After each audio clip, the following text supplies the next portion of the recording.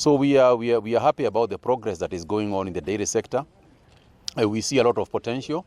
Kenya aims to become the largest dairy producer in the African continent. I don't know whether you know this, but in terms of per capita consumption of milk, the per capita consumption of Kenya is about 102 liters, which is almost double any other African country. So Kenya consumes a lot of milk, and we hope that in future we'll also produce the largest amount of milk.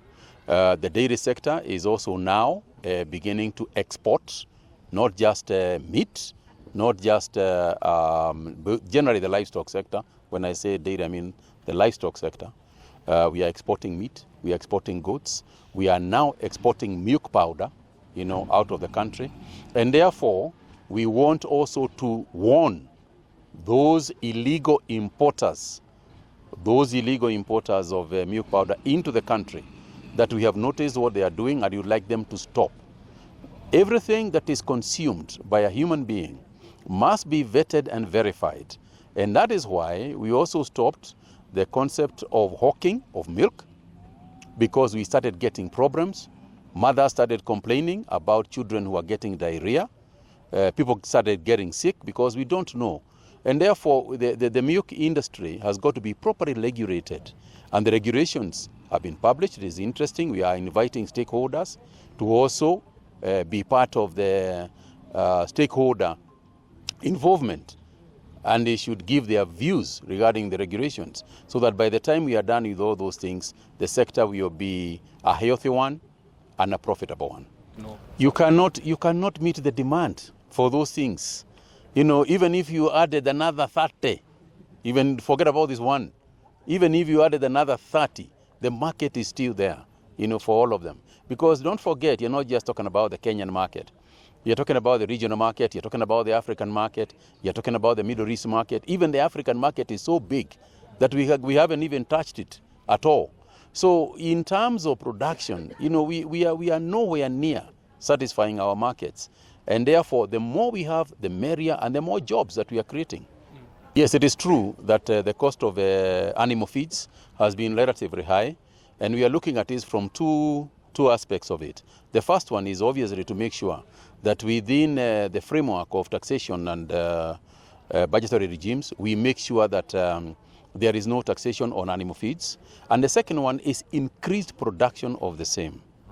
Because we need, and that's why we are talking about land commercialization initiatives, where we can grow yellow maize and other animal products cheaply. And the third one, of course, is to make sure that it is not just a question of the quantity. There is also the issue of quality. And that's why this college is also participating in ensuring that people can actually mix these feeds, domestic mixing of feeds that have got the necessary protein levels. Because the biggest thing to teach our farmers is what is the protein level of the feeds that we are giving. Even you, if you look at the cost of food that you eat, it is not 10% of your input when you think about it. So we want to bring it down to as low as possible. But of course, we don't have a number. I can't tell you that this number. If we can reduce it by 30%, over the next couple of years, that would be fantastic. And as I said in other interviews, we are spending about 500 billion shillings a year just to import foodstuffs. It is not necessary. So what we want to do is increase the production of wheat, increase the production of rice, so that we can save on our foreign exchange. And what impact that would have. If you can bring down that amount to half of it, then you can see the impact that it has on the exchange rate and on stability of the shilling. Yeah, the import bill, first of all, the import bill does not have a very large, the dairy sector does not have a very large import bill. Because as you know, we are net exporters actually.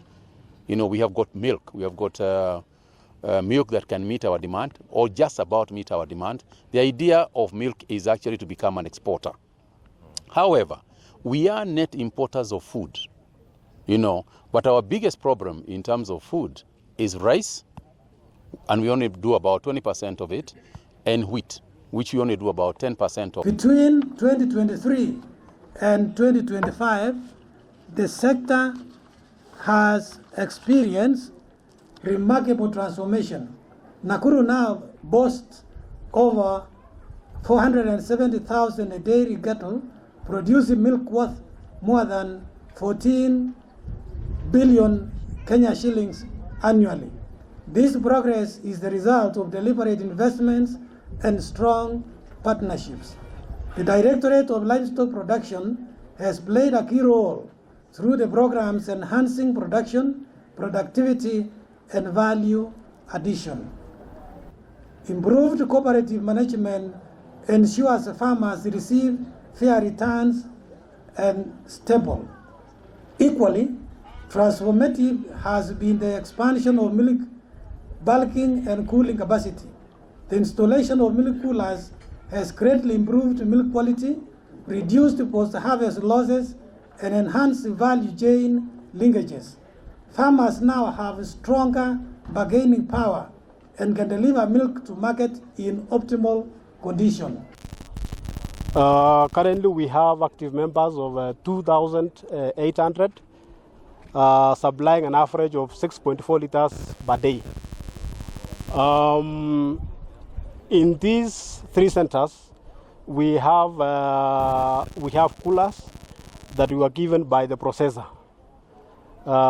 We have 2 coolers of 5,000 each. We have had challenges, especially during peak season, where we collect up to 20,000 liters per day. So, and the capacity we have is 15,000. Also planning to do value addition. If the government gives us these coolers, then we'll be free as a corporate society to do value addition for produce and make sure our farmers enjoy at least a better price. Because currently the price that we are paying our farmers is very low, 42 shillings. So we intend to do value addition so that maybe we can pay our farmers at least 55 shillings per kilo.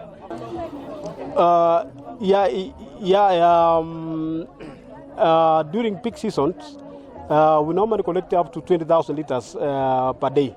But currently we are collecting about 18,000. So, but we are trying again to educate our farmers on fodder production and storage, so that we can close the gap, so that we cannot have these 2 seasons, the peak season and low season. Yeah. Kwa hivyo hii ni usaidizi kubwa sana kwa wakulima wetu, na hii itamotivate wakulima wetu waweze kufuga ng'ombe na kulisha kwa njia mzuri, na itatuwezesha vile vile tuweze kupata bei mzuri, kwa sababu bila kuweka maziwa kwa njia mzuri bei huwa chini.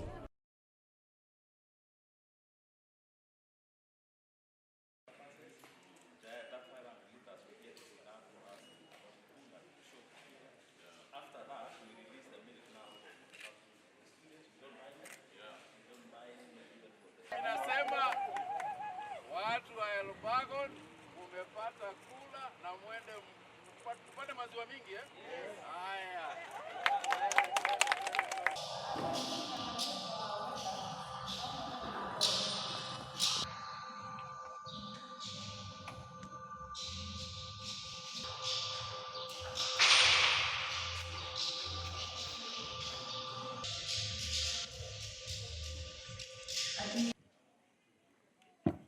We take it again, sorry for that hiccup.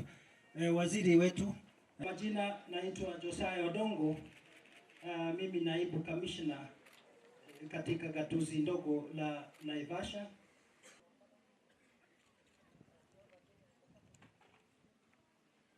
PS ambaye kwa na sisi hapa kutoka kwa hiyo wizara. I wish the graduates success, na wageni wetu wote karibuni sana, tuwe na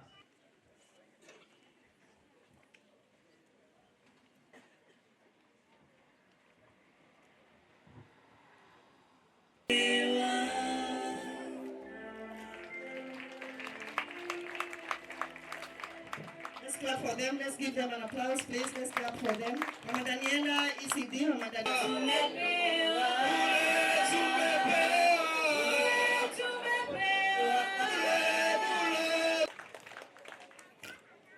Eli Kimani.